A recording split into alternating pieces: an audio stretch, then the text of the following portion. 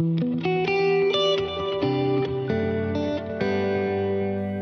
are all aging every single day. But in America, we rarely plan for it and rarely talk about it. Who will make decisions for you if you can't? Do you actually still need all those medications? What happens when a parent starts hiding a problem instead of asking for help? These aren't easy questions, but they are ones we can't afford to ignore. Today, geriatrician and author Dr. Surah Grumet joins us to talk about mindful aging. Not fighting the clock, but planning for it, with dignity, honesty, and the right support in place. Dr. Levine will be leading the conversation with Dr. Grumet. Let's get into it. Hi, this is Dr. Levine. Welcome to the latest edition of the Mental Wealth Podcast. Today's guest is Dr. Surah Grumet, author of Mindful Aging. And Dr. Grumet, if you can introduce yourself to our listeners, I would appreciate it. Hi, nice to be here. I'm Dr. Surah Grumet. I currently reside in North Carolina, and I have been practicing family medicine, particularly geriatrics. I also have a specialty in hospice and palliative medicine. I currently work at a company called Eventus Whole Health. We practice in what we call the post-acute long-term care. So that is a fancy way of saying we take care of people who live in either independent living facilities, assisted living facilities, or skilled nursing facilities. So these tend to be older people who are frail, some maybe a little bit younger, but have advanced illnesses. So we take care of quite a sick population. I'm curious, what inspired you to work on this book? So mindful aging I feel like it's something that's always been in the back of my mind. It's almost like if you have something that you do and you're doing well and you love doing it, but you find that you're saying the same thing again, maybe time and again, taking care of older people, especially in America, we have a certain setup where as we age, there are certain things that we can do or not do. And so I end up saying the same things to friends, to family, to patients, to their family members. And it felt like it was a great time to kind of put together things that I wish I had known before I started this practice, or things that I wish my family and friends knew along the way, maybe earlier in their lives, so that they could prepare for what it means to age in America. So what you're saying is the book's written not so much for the older population that you serve, but for really the rest of us. So that's a really good question. Right now it's about 10 chapters, and I would say a lot of it is for older people as well, but I do wish it were read by people who were younger. I think I have young adult children. They may not be as interested or ready to read it. I wish they would. I wish that everybody kind of had it as a companion for them throughout their lives, because there are things that can help us age well. I do look at it for what I have come to think of the term as the sandwich generation. So those folks who are maybe taking care of younger children, but also their parents are aging, a lot does fall on our shoulders during that time. And I do especially think this book is probably particularly for that group of people. However, I think it would be helpful for kind of anybody who's going to age in America. So what things really have stood out for you over your career along the lines of mindful aging? One thing is for sure for every person that I meet and take care of in their families is dignity. I think that everyone wants to have their goals and values listened to. And I think that's not something that medicine today kind of takes into account, which is why I feel very grateful to practice in an organization that has an integrated group where we have mental health providers, psychiatrists, and nurse practitioners, as well as talk therapists. Taking care of or working with anybody and their health, you really have to look at the whole person. You're really not going to be able to cure someone's diabetes or heart failure without knowing who they are, knowing what their values are. They just can't not eat that favorite Chinese food, even though each individual is going to be a little different. I think in general, I've learned that humans are very similar. We all want respect. We all want dignity. And if our providers and people who are trying to help us or are on the same page with getting to know who we are, what our values are, and what our goals are, that definitely helps along the journey of health. If I'm reading into this, it would sound like you're saying that whether we're medical practitioners or not, that same kind of approach is important. Absolutely. We go see our doctors maybe once a year, maybe as we're older, a little bit more. I know a lot of older people who are retired spend a lot of time going to specialists and others, but think about it like day to day, who do you interact with?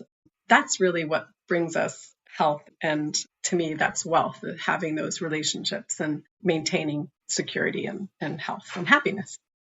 So as a practitioner, what does this look like?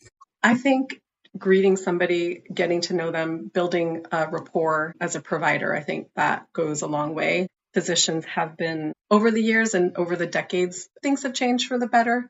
I think there was a study done some years ago showing that a doctor will ask you, how are you? Or what's going on? And they interrupt within 10 seconds. I think that was their timing was done to see when asked like, hey, how are you? You know, what brings you to the office? You'll come in and say something and they'll interrupt you. So I'm hoping that that trend is changing, because if we can't listen, then we can't work together. So give me an example of somebody that you've worked with that you learned from them rather than the other way. Oh, yeah, I have so many. One of the things I did put into my book is I anchored my chapters with patient stories. I cannot tell you how grateful I fell into geriatrics. Family medicine, I did deliveries, I did newborn well care. I took care of people mid-age and elderly. But of course, in the office, you know, it's all mixed up. But as I've concentrated more in geriatrics, so taking care of really people towards the end of their lives, I've learned so much. I mean, the wisdom that people have towards the end of their life is huge.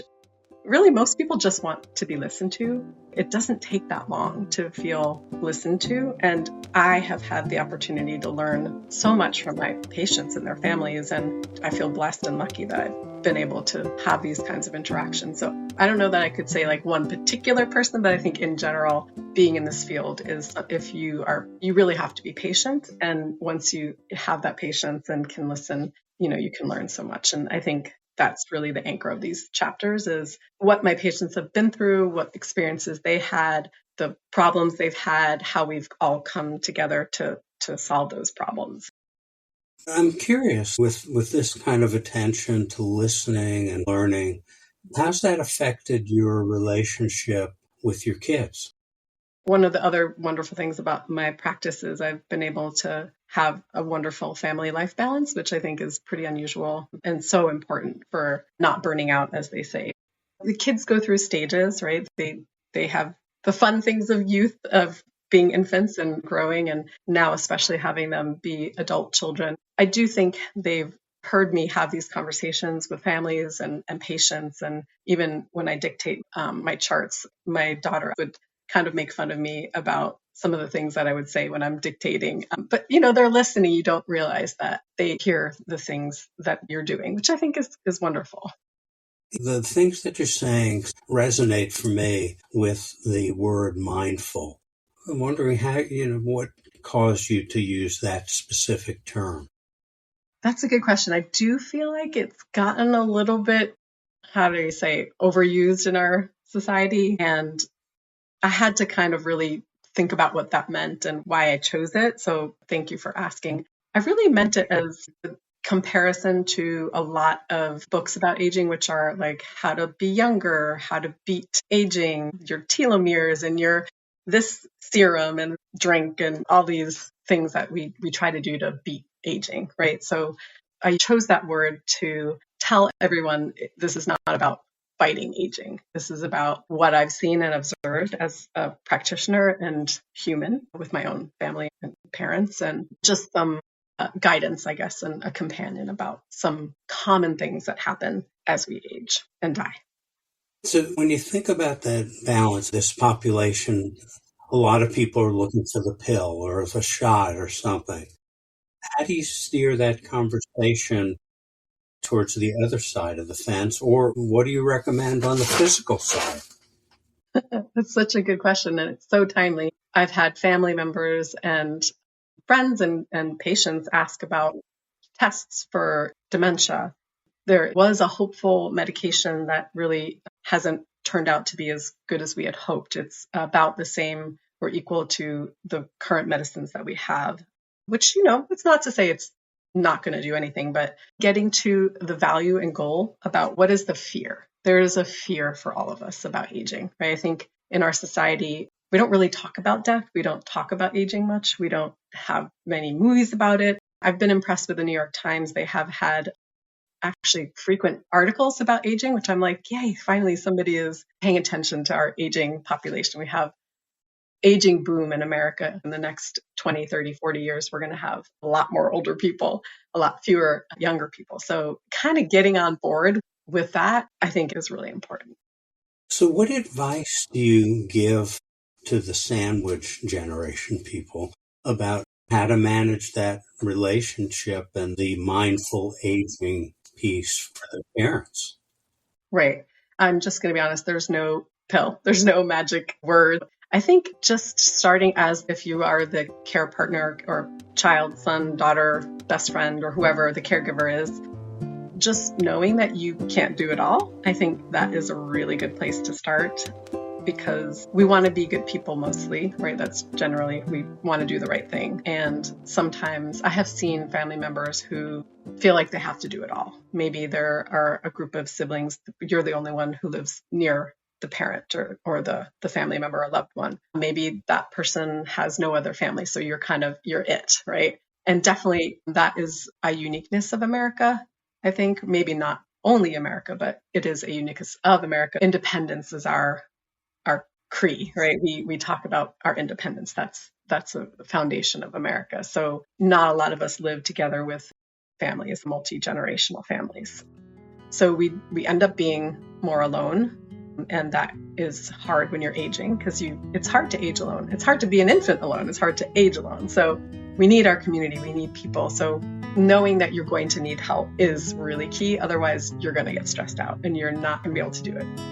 Knowing what resources there are, or knowing who can help, knowing where to look depending on the problem. I think that's another reason I wrote the book, so that people know what resources we have. So yeah, I think that was another reason I really wanted this book out there, because there are resources for people, for the aging person, that if the child or caregiver doesn't know about them, they wouldn't know to ask. It's not really advertised. So again, these are things I learned slowly over the years to look into and be able to offer to people. Let me ask you about one of the situations that I know a lot of people go through, and I'm interested in your perspective. There's a couple of aspects to it. You see your parent beginning to show signs of dementia. How do you handle that conversation, or do you have a conversation? Well, I think that really depends on, let's just say, your loved one, because who knows if it's a parent, an aunt, an uncle, a friend. It depends why you want to have the conversation. I mean, you're observing what you're observing. You see what you see. But is there a reason you have to have the conversation? I think that's the question you need to ask. Are you worried about their safety? Are you concerned about them being able to eat, stay healthy, hygiene, drive? So I think it's important to understand what you observe and then decide what battles you want to choose, because that's where I see a lot of conflicts arise. You could even start by just saying, hey, Mom, have you noticed some changes in your memory recently? And I will bet most of the time, most people, if you ask it in that way, they'll probably share with you. If you come up to them and you're like, Mom, I'm really worried about you because da-da-da-da, you're probably going to shut the door a little bit on that conversation. So I think just going in with curiosity without judgment and genuine curiosity helps kind of lay out what might be happening. Now, if you know it's true and your parent is like, I'm fine, that's a very different conversation than if they're like, yeah, I've noticed so-and-so, So I think knowing the person, their personality, and really, again, coming back to what are you worried about? People do age and they forget names sometimes, and so there is some of that. Not everybody, but lots of people have that. They notice those changes, and that's okay. So I think knowing why are you asking?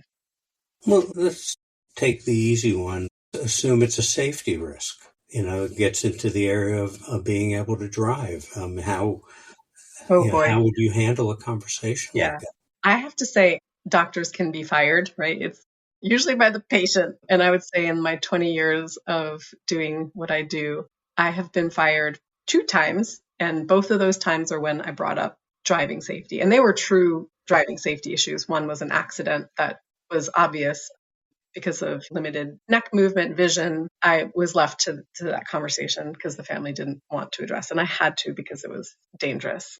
The other was memory. So somebody got lost and ended up 2 states away. And both times the person got very angry and just requested another doctor. So, you have to be careful because you can push people away. It doesn't mean what you observe and what you see, even though it may be true, you, even as a loved one or a family member, and I'm sure that's why people often come to me to share the news, right? Because they don't want to be the ones. And that's fine. I'd much rather a family maintain a relationship.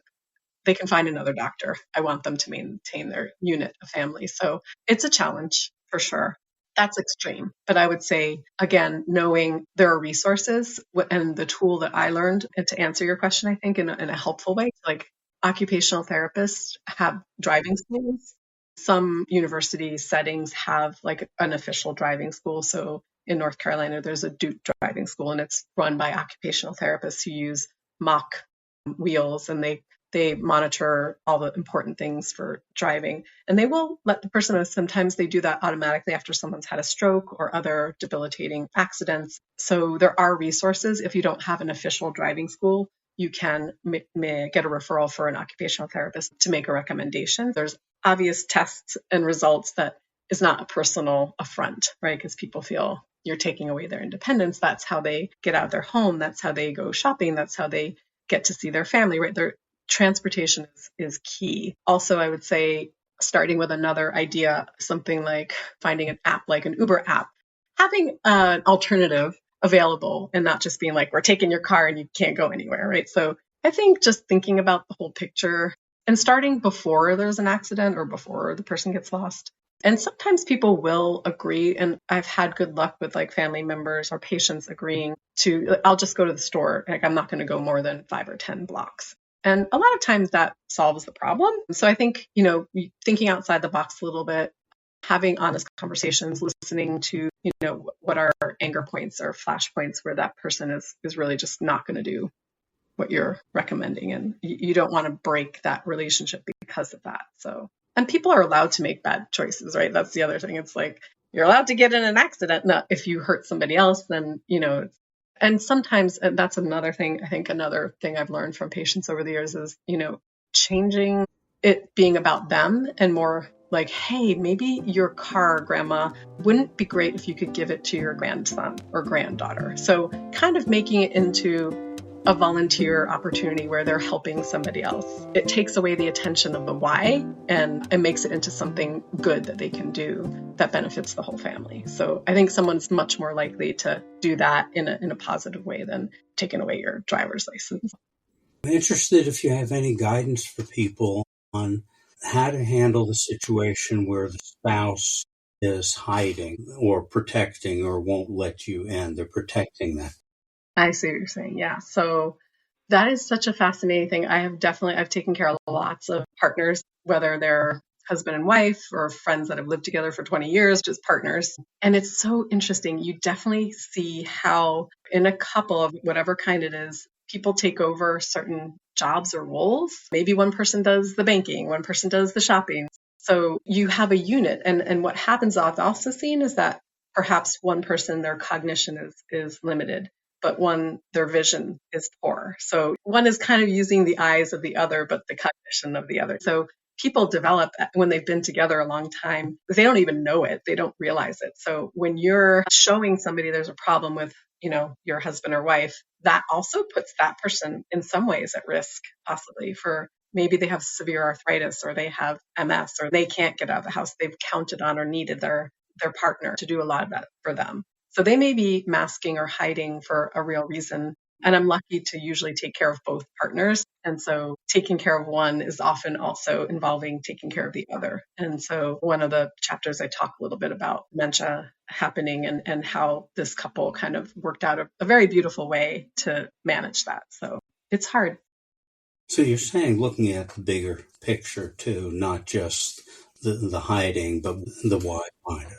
There's probably a reason they're hiding it, yeah. And finding out and digging a little, being patient again, and maybe not that first time. But if you start noticing it, a lot of times family members, so kids or, loved ones will know the story behind it. I love having that family medicine background where it really is a family and you can get hints and ideas from those. If the patient allows you to talk to family, it can be really helpful. So at what point should people be thinking about mindful aging? Like when should we think that we are aging? From the day we're born, we're aging, right? We're going through stages. Each stage of life has its challenges, right? In adolescence, it's our independence or getting to know who we are. In young adulthood, we're being productive, we're having careers or getting married and, starting a family. I think people start to realize it probably in their 40s or late 30s, depending on each person is a little different, but you start to notice you're not functioning the way that you did before. I mean, to me, that's a great time to start thinking. And also, if you're aging at that time, your parents are also aging. So perfect time to start thinking about retirement plans.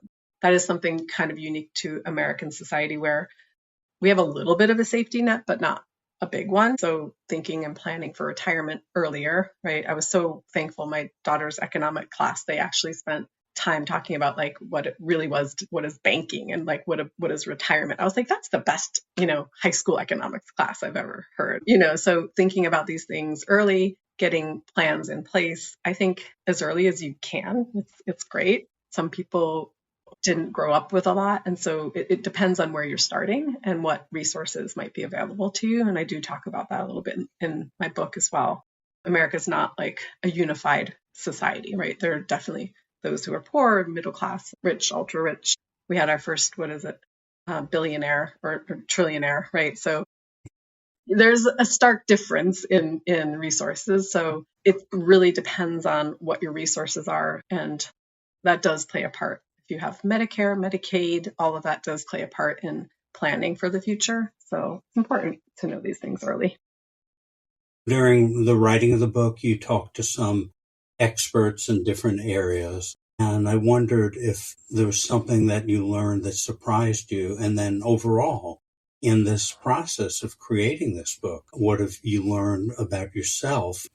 I think one thing, I've known this, but it kind of came into sharper contrast when I interviewed Lynn. She's a lawyer who does elder care and estate planning. And I don't think I really understood the difference between a power of attorney and a durable power of attorney. And I think that's really important because if you select someone to be your durable power of attorney, you don't have to wait and get a letter that you have a cognitive impairment or some problem where your power of attorney comes into play. So I think everyone should have a power of attorney. Again, I think that's like a high school or a college thing where all Americans should be able to appoint someone to help them. We do have next of kin laws, which is great, but having that is really important. And I think knowing the difference between a power of attorney and a durable power of attorney is something I didn't really realize the importance of that.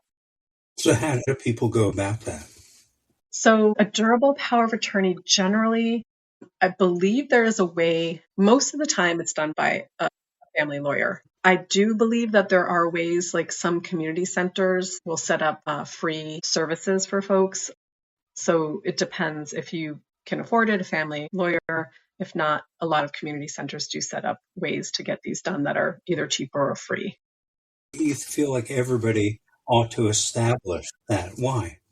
Think about it. At some point, the possibility of you needing help in the future is large. At some point, we all need help, right? Whether it's a younger person who, unfortunately, I just was taking care of somebody who was in a horrible car accident and they were unconscious for some time. And you know what? That person, even though they're in their 30s, they need someone to speak for them. So a lot of times, even a bad illness, whether it's a pneumonia or, a bad COVID infection, there are times when we need somebody who's going to be taking care of us. And while, as I mentioned, most states do allow next of kin to do it, it's helpful to have that in place. What have you learned about you? I personally went through a really hard time with my dad who had kind of a young onset dementia. He did pretty well for some time. I was in a different state from him, although I visit frequently. So it really fell a lot of it on my mom for the caregiving. We have a loving family, but still it's a big challenge. So I think when I was writing the book, I definitely thought a lot about my own experiences and what helped me, what challenges I had. I felt guilty when my dad fell, had nothing to do with me, but we all go through these. It's part of being human and being a loving person. And it also helped me kind of put into one place the things that I've been thinking about for years. And that was very satisfying. So I think I got a lot of satisfaction of writing it, and being in the editing phase now. It's really fun. You feel like you've changed as a person in some ways? Yeah, I do, because when I started the book a year ago, I never would have thought of myself as someone who would have or could have written a book. And I think that it is something that is very joyful. And I'm so glad that I did it. And I'm so glad I have a family and husband who's supportive of me, writing away for hours when I could be doing other things with them. And so I think just I've learned that being able to talk about it and share it with people who might be interested. And it's okay to share. I'm kind of a private person. I'm not great about talking about myself. That's not one of my personality traits. So it's okay to have it talked about and share it with people. So that's something I've learned for myself. How does culture impact caring for aged people? Have you come across cultures, differences?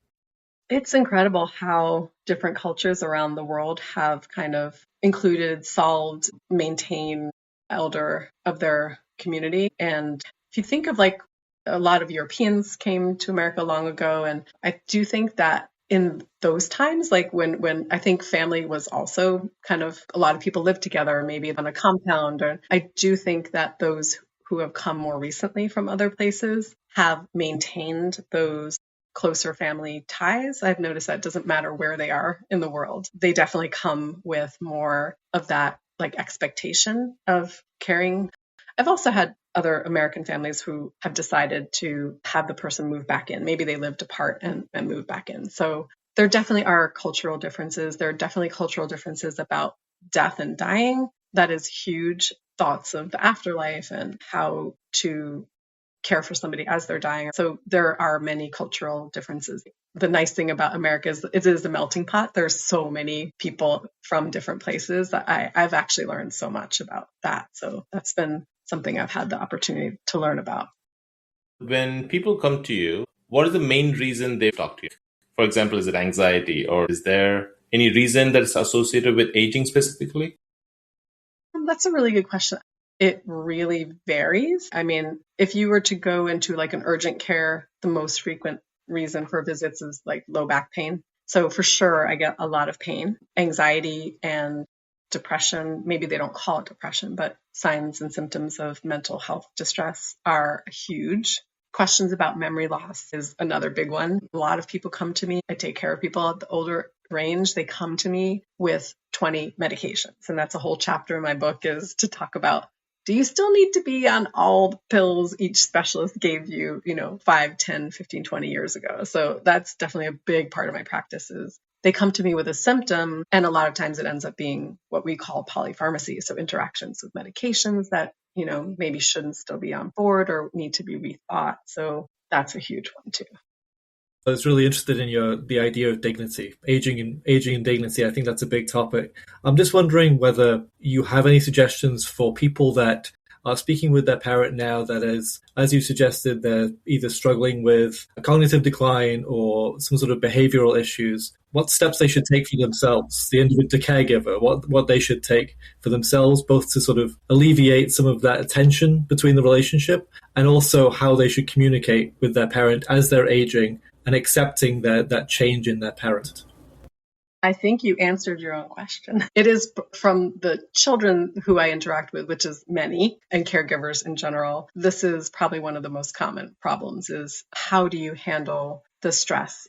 I'm assuming that the question that you have is around, you're worrying about a parent, a loved one, or people worrying about someone who's aging, maybe with cognitive decline. It ends up being called behavioral problems. So along with cognitive decline, people get confused, they get angry, they get paranoid, they get all the things that people, can happen to people. I think along with dementia, those things are very, very common. And they can be scary as a loved one, as a partner, husband or wife of someone who's having those symptoms. Now, again, are these symptoms that are hurtful to someone? Are they harmful? Or are they just confusing as the partner or, caregiver? So I think having someone to educate you or having a support group can be really helpful, because if you're just coming to this and your husband, wife, mother's, whoever, uncle is suddenly acting paranoid or, getting angry, losing their temper, screaming. A lot of times you see people who have certain kinds of dementia behaving in ways that they never would have before. I went through that with my own dad, and that was horrifying to see him fight with people. Like, we used to call him the cheerleader because he would just always be complimentary and cheerful. And when the dementia kicked in for him, he would get angry when he would get either hungry or confused. And it took a while for us to educate, even as a physician. So I would recommend, as an observer, somebody who's a caregiver, to educating yourself about what are some things that can happen to a person as they decline or have cognitive impairment. So these are usually mechanisms that we're using. Let's say I'm the person with the cognitive decline. I'm saying someone stole something because I can't find something, right? So that's a protective mechanism. I'm protecting my own dignity, right? By saying someone stole my rings or someone took my money, right? Or I'm confused that maybe my husband is still working or going out shopping, and so I'm saying they're cheating on me because they're not here with me all the time, and I want them here. So I think just educating ourselves about what can happen, what is kind of a typical response to dementia, can really help us handle that. There are tools, and this is, again, I talk a lot about occupational therapists. I interview a wonderful OT who her whole focus is on dementia and how, like, really amazing tips and tricks that you can do, whether it's modifying the environment or modifying your approach or being just listening, or, coming to somebody sort of at their level. Maybe they can't see or hear as well, but they also have cognitive decline. So it can be very, like, scary, right? So thinking about these things is really important. Getting this information, I think, is why I want this book out there, so people can know these things are very common and there are some simple things we can do to help. I know one of the situations you and I have seen is where a loved one is in the facility holding hands or sitting very close with someone else, and their spouse comes in. And what do you say to them? It's so important that you say that, because when somebody, especially in a memory care unit, the most common reason people end up having to leave their home for memory is sleep disturbance and behavioral disturbances. So if they're in a memory care unit, it's usually because of those things, unless it's just there really is no one else to take care of them. But let's say they have a husband or wife or spouse or partner, they're usually there for those reasons. So I think, as the partner without the cognitive problems, knowing that their loved one, it's not an insult, they don't remember you. A lot of times people with dementia will think of you, they'll recognize you, but they won't know your relationship anymore. So they may call you their mother, they may call you their sister. So they go back to, like, their early age. So it's not personal. It's not something that you did wrong as the partner. So they're really in a different stage of life. They are not trying to be hurtful. That doesn't make it easier as the partner, but it does help know where you are, to where that person is. So if there's one piece of advice that you'd give to our listeners, what would it be? I think just knowing that you're not going to know everything, and knowing that there are resources available, whether it's mental health support or PT, physical therapy, occupational therapy, speech therapy, mental health therapy. All these things are available. They are typically done by people who know they're caring for older people or people with disabilities. So they have self-selected. So these are people who want to be there helping. And so knowing when to ask for resources is, I think, the one thing I would like people to know. Very much appreciate you taking the time with us today, and hope we get to see you on another podcast in the future. Thank you for inviting me.